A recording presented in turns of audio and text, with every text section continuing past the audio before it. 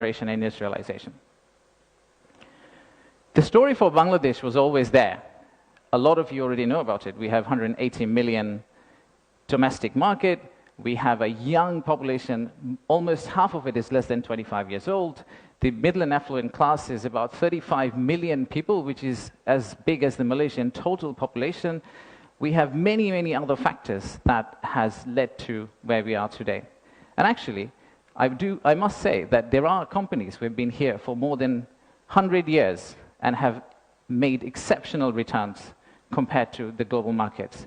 So if you look at some of these companies who have actually operated in Bangladesh for a long, long time, the returns they have got in Bangladesh is actually significantly higher than the global average.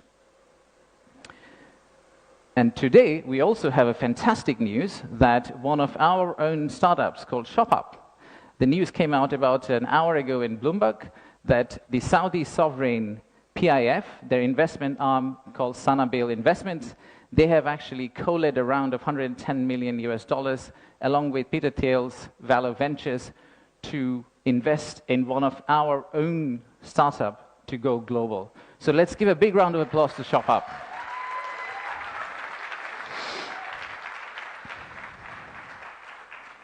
So that's today. That's today. So what's tomorrow? How do we go from here to the vision we have for 2035? So this $180 million story, or 180 million people story, is not enough.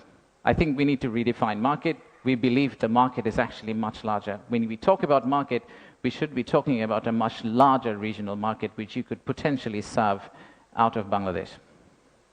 You set up your factory here, you export out to all these markets.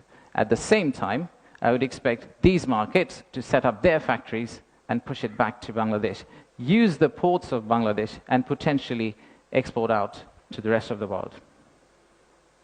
So the narrative that we've had, why invest in Bangladesh, is not really a domestic market 180 million story. It is a regional story and it's a global story.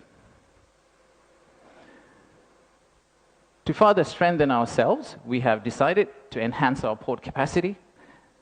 In Chittagong area, what you see now, we are actually tripling that within the next few years, which is essentially allow this region to consider Bangladesh as one of the biggest logistical hubs.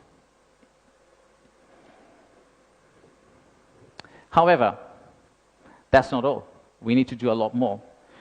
So at the beginning of interim government's period, we actually decided to talk to more than 200 CEOs and entrepreneurs who actually are doing business in Bangladesh today.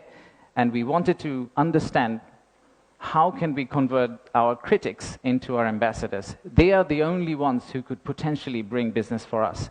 They are the only ones who, if they travel abroad and say Bangladesh is a great place for business, that's when we are likely to get more investment.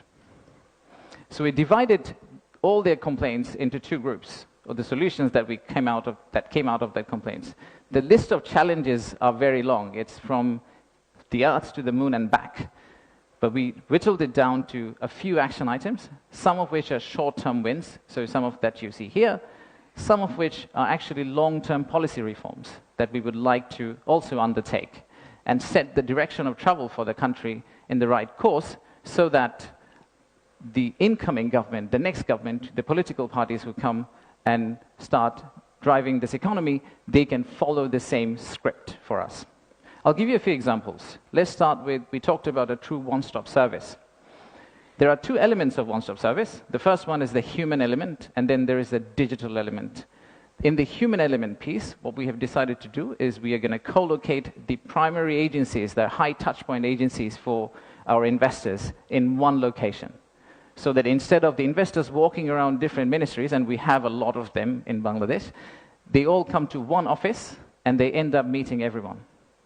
We've also decided, like banks, and I am from banking, I guess that helped, that we are going to set up a relationship management team under BIDA. What it would essentially do is, just like a corporate banking, relationship banking manager, he would hold hand of the investor and walk them around the landing process. Let's take another example. Our friends in National Board of Revenue helped us set up the authorized economic operator. It's essentially the green channel, or widely known as the green channel setup, where if you're a good customer, you are able to circumvent some of the custom checks and fast-track your process through the ports. That has been picked up as one of the biggest challenges that we have, the time it takes to go from your factory all the way to your customer. And finally, let me show you one more example of policy change. So as you all know, there are many government agencies. We also know there's private sector.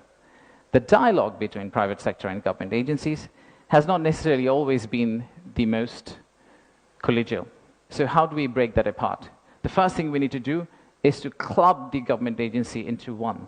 We need to show one face. We need to be one outfit for our customers, our investors, and then create a bridge between our private sector and the government of Bangladesh. So what we are planning to do is to set up a private sector advisory council that will actually counsel the head of state directly on a regular basis, essentially voicing the changes that they would want to drive the economy forward. So these are some of the examples of what we are planning to do. And if we are able to do that, we do believe that we will get to the end, the vision we have for 2035. Now, of course, there are many, many other factual reasons, statistics, tables, Excel files that I can share with you to tell you why you should invest in Bangladesh. In fact, the next slide will have a QR code which you can scan and download, which will have essentially this presentation. So you didn't have to take the photos of the presentation, by the way. You will have this presentation, and you will also have an appendix of facts and figures and why we think competitively we're actually in a very better place than our competitors. So please watch out for the QR code. But before I go there, I would really like to finish off with this. There are economic reasons to invest in Bangladesh, but I really don't want you to invest in Bangladesh for the economic reasons. If you really think about investing in Bangladesh, think about investing in Bangladesh because of the transformational journey you're going to be part of. For the odd mixture of warmth and resilience our people have, and our century-old culture paired with the shared values that we have with you.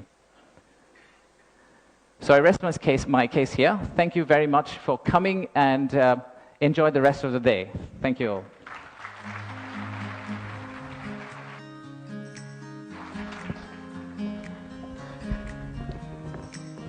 Thank you, Ashik. I just want to check